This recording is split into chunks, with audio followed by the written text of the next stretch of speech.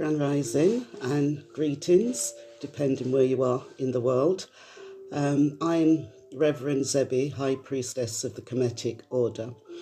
And the message I bring to you today, as I welcome you into my divine and sacred space, is Soul Cry. We know the battle's won. We know the war is over in the 5D, but it's still playing out in the 3D, because on the spiritual realm, it's not linear. Yeah, time overlaps and we jump timelines as well. So even though the war is over, it's still technically playing out on the material realm. So we're all born with a soul cry. Before we choose and enter the body and the family that we've elected to be part of, we all have a soul cry or a mission, right? Which we call the remembrance of what your soul cry is, what your mission is. And part of our life journey is waking up to that, and we call that the awakening. But after the awakening, there's also the ascension. And the ascension doesn't just come boof, one time. It comes in bits and pieces at different times. So as you learn your lessons, right, and you pass your exams, spiritual exams, right, there's still another ascension, another part of mastery of yourself and what's actually really going on in the real world, which we know is an illusion. But some of us get lost in the avatar. Yeah, so we will have ascensions upon ascensions upon ascensions. Right, and the ascension symptoms are flight or fight. When you're going through your ascensions, when you're going through your changes, because from the moment you was born, right, your parents, the people around you, society, groups, right, they gave you an identity. They use word magic. Isn't she gorgeous? Isn't he handsome? Isn't he clever? Isn't she clever? Isn't she stubborn? Isn't he stubborn? These are all word spells. And they formed our building blocks, right, which gave us our identity or forms our identity. When you go through the awakening, it's actually tumbling down those false building blocks of your identity. And when we go through the ascension, right, it's further removing those building blocks that have been left in place, which forms our personalities. And I remember some years ago someone saying, what is personality about? But that's for another day. It's not for now. So when we're removing the building blocks, where people have expectations of you, you've taken on this false persona, you've taken on this false identity, you're operating in the illusion, and you believe that the illusion is very, very real. When you walk away from these building blocks, or you're forced to, right, knock down the building blocks, some people around you, I call them the disagreeable spirits. And remember, once upon a time, we were disagreeable spirits also. I know I was, right, when I was operating in the false metrics. The disagreeable spirits will not want you to change. They're used to that identity, right, and that personality. They're not going to want you to change, right, and you can't change them. You can only change yourself, and do not try to change them. Right? Just operate in silence and know that you're up leveling. And the vibrations that you then give out, right, will also touch them, if you know what I mean. It will touch them until they're ready for their awakening and their ascensions. I don't know if I'm explaining this very, very well, right? But also part of your ascension as well is continuous healing. We never stop healing, right? We need to heal because, as I said in previous videos, the earth is crying. It's full of pollution. It's full of corruption. The collective consciousness has been polluted and was polluted. And the chosen ones, and you know who you are, right? We're actually here to change that vibration. And before we can change that vibration, you have to begin with self. Know thyself and change the vibration that you're emitting. So continuous healing, right? And when you're going through the continuous healing and lots of things are against you, adversaries, the disagreeable spirits, it's like, oh, that one's waking up, right? Let's snuff them out. Let's silence them, oppress them, right? That's when you need to really trust your soul path and the journey. I know that's not happening to you. It's happening for you, because what doesn't kill you makes you strong. And then when you're going through that, and you're knowing thyself, and you're learning more tools, you're more equipped, right, to defend yourself or protect yourself, then you're then stepping into the yin and the yang, which is balancing and balancement for the avatar, for your avatar. Because remember, we're spirits having a human experience, and the false narrative, those that run the world, the powers that were,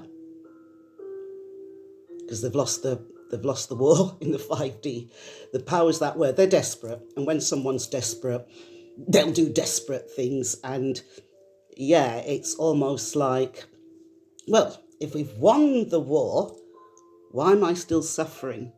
If we've won the war, why am I still feeling like I'm going insane? Because that's also part of the awakening and the ascension, right? Because if you've got all these building blocks that was put on you from the moment you drew breath, from the moment you was born, right? And then all of a sudden now, these building blocks are being pulled away. The ego is going to try and hold on to the old personality.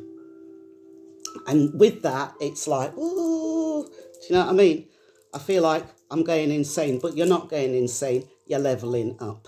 And that makes me think a lot of people that have been sectioned or deemed insane, are they really insane? Or are they really, really, chosen ones that had no support network around them, awoke in advance and didn't quite know how to handle it? But then again, that was their contract, their soul cry, and their journey. So now that brings me to the tarot card reading.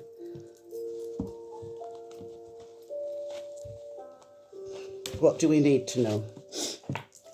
Those of you who are still balancing, grounding, centering. There's many tools out there, and it's how to use your breath, yoga, breathing, exercise, getting in touch with nature. That's very powerful, getting in touch with nature. And then the food that you take. And I would recommend Dr. Sebi. If you look up Dr. Sebi and see what he says about food and healing and what's good for you and what's not good for you.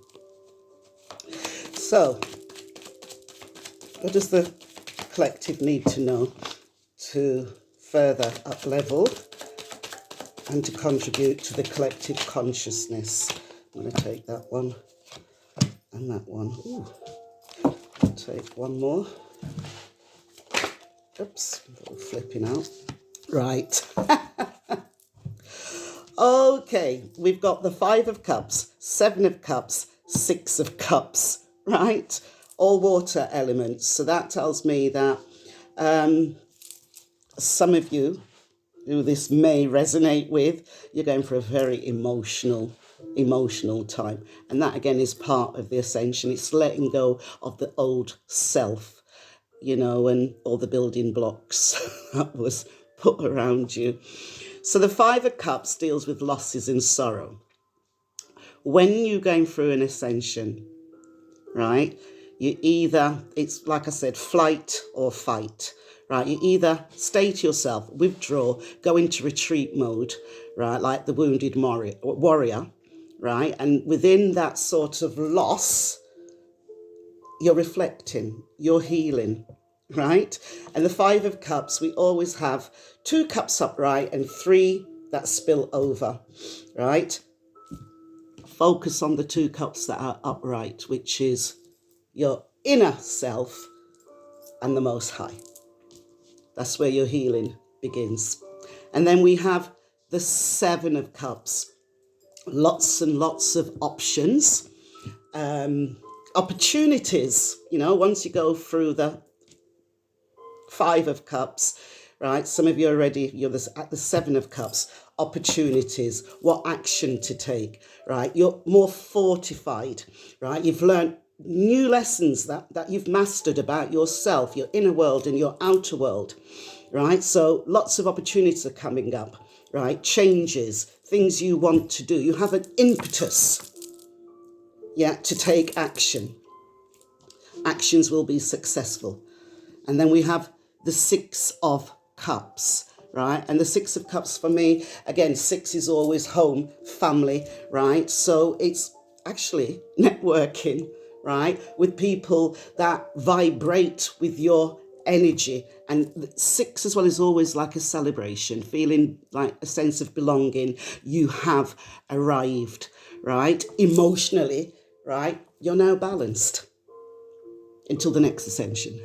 But each ascension gets easier, right? With each ascension, right, you're actually fortifying yourself, you're developing the tools, right? And things won't rock your world as much. And then I'm going to finish now with an angel abundance reading, an oracle card. And let me just shuffle this. Divine beings of light, with a collective consciousness receive the message they need as guidance. So I'll shuffle this. They're doing well. You're doing well. Do not give up. We've got moonlighting. Okay. So you can start working on your dream career part-time while keeping your other job to pay the bills. Soon your dream career will take flight and fully support you. Okay, so from the 5 of Cups, right, feeling the loss because you've withdrawn or you've retreated, you've let go of people, or you're in combative mode, where you're easily irritated, you won't entertain fools lightly, you're taking everything as a challenge. And because of that as well, you're losing people around you because you're not very pleased with people or they're not pleased with you. And then we have the 7 of Cups, seeing the opportunities, seeing the woods from the tree, seeing a light at the end of the tunnel, right? Planning, seeing a way out and what you can do. And then the 6 of Cups is the celebration, and working together with other like-minded people, other people that carry the same energetic vibration. And materially, because there's a lot of water there, a lot of emotions, that you and myself are having to navigate. And then you can start working on your dream career part-time, keeping your other job to pay the bills. Soon your dream career will take flight and fully support you. And if you're not working, right, you're probably going to set up a hobby or a business that will support you. It will support you on your soul path. And with that, I am going to close. I am an African. I am a chosen one. Therefore, I have greatness, love, and abundance within me, around me, and every place that I go.